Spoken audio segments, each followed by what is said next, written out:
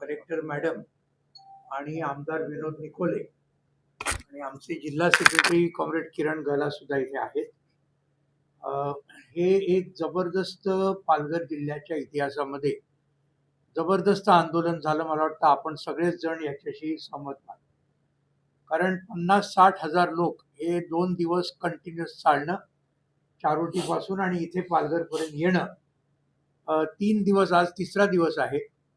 आणि खरोखरच आम्ही आमच्या सगळ्या कार्यकर्त्यांचं आणि त्याचबरोबर आपण सगळ्यांनी जे मीडियामध्ये खूप मोठं आम्हाला सहकार्य केलं आपलं, आणि मुख्य म्हणजे संबंध प्रशासन, कलेक्टर मॅडम स्वतः खूप चांगली भूमिका त्यांनी सकारात्मक घेतली.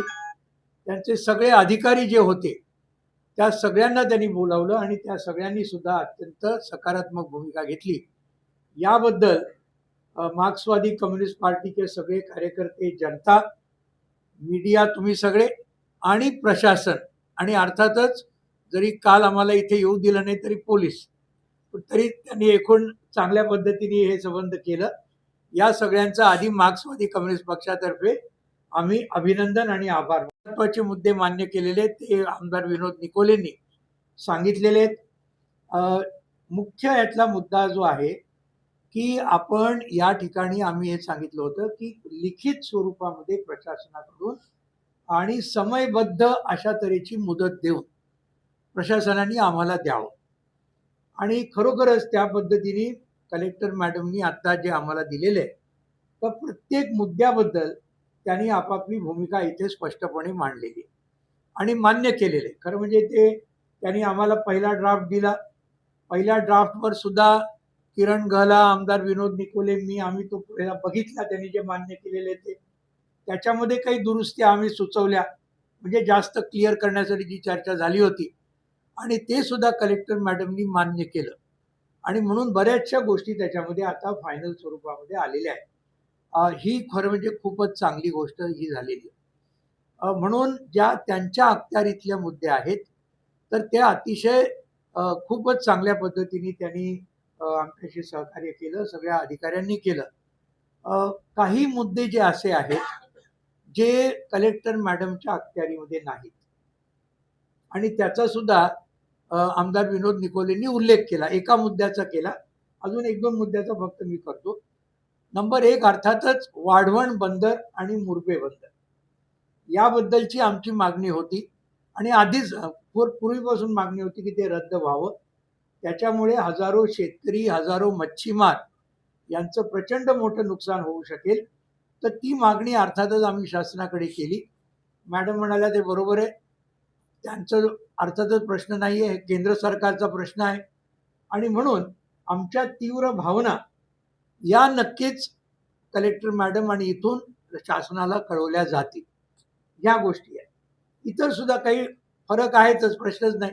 उदाहरणार्थ आता हे जे आता जी कमिटी केलेली आहे, म्हणजे ज्याच्यामध्ये आमचे प्रास प्रतिनिधी घेतलेले आहेत, तर त्याच्यामध्ये काही धोरणात्मक मुद्दे आहेत. ते मॅडमने सांगितलं ते बरोबर आहे. आता उदाहरणार्थ देवस्थान जमीन, इनाम जमीन, इथली वर्कर्स जमीन, म्हणजे असणारे आदिवासी पण नावावर कोणाच्या आहे? पूर्वीच्या जमीनदार सावकारांच्या. कॉम्रेड गोदावरी परुळेकर, शामराव परुळेकर, किसान सभा, कम्युनिस्ट पार्टीने जो मोठा लढा केला 45 ते 47, त्याच्यामुळे या जमिनी मिळाल्यात, ही आपण लक्षात ठेवलं पाहिजे. लाल बावट्यामुळे या जमिनी मिळाल्या, पण अजूनही त्या जमिनी सावकार जमीनदारांच्याच नावावर आहेत तेव्हापासून.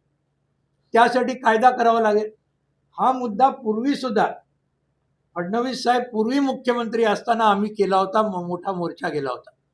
परवा जेव्हा अकोले संगमनेरला मोठा मोर्चा झाला, राधाकृष्ण विखे पाटील रेव्हेन्यू मिनिस्टर वगैरे यांच्याशी चर्चा करून त्यांनी सुद्धा मान्य केलं होतं. दुर्दैवाने ते खरं म्हणजे पुढे गेलेलं नाही. पण आज देवस्थान इनामच्या बद्दल 2016 मध्ये देवेंद्र फडणवीस साहेबांना आमचं मोठं शिष्टमंडळ गेलं, नाशिकला महामुक्काम झाला, तेव्हापासून त्यांनी मान्य केलं की आम्ही करणार आहोत.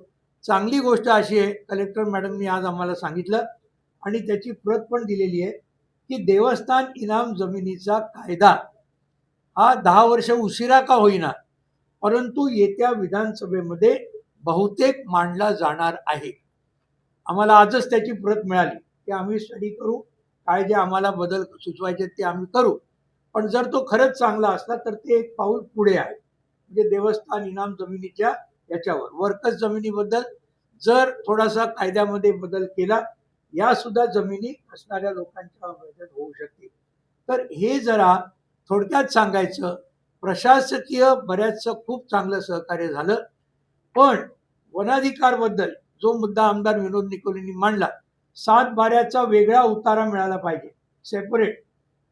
हा कलेक्टर मॅडमच्या अखत्यारीतला विषय नाही, सरकारच्या अखत्यारीतला विषय. म्हणून एक गोष्ट आम्हाला क्लिअर करायची आहे, प्रशासनाने खूप चांगलं सहकार्य केलं असलं तरी धोरणात्मक बाबतीमध्ये राज्य सरकार केंद्र सरकार बरोबर आमचे मतभेद आहेत, राहतील आणि आमचा लढा सुद्धा तो चालू राहील.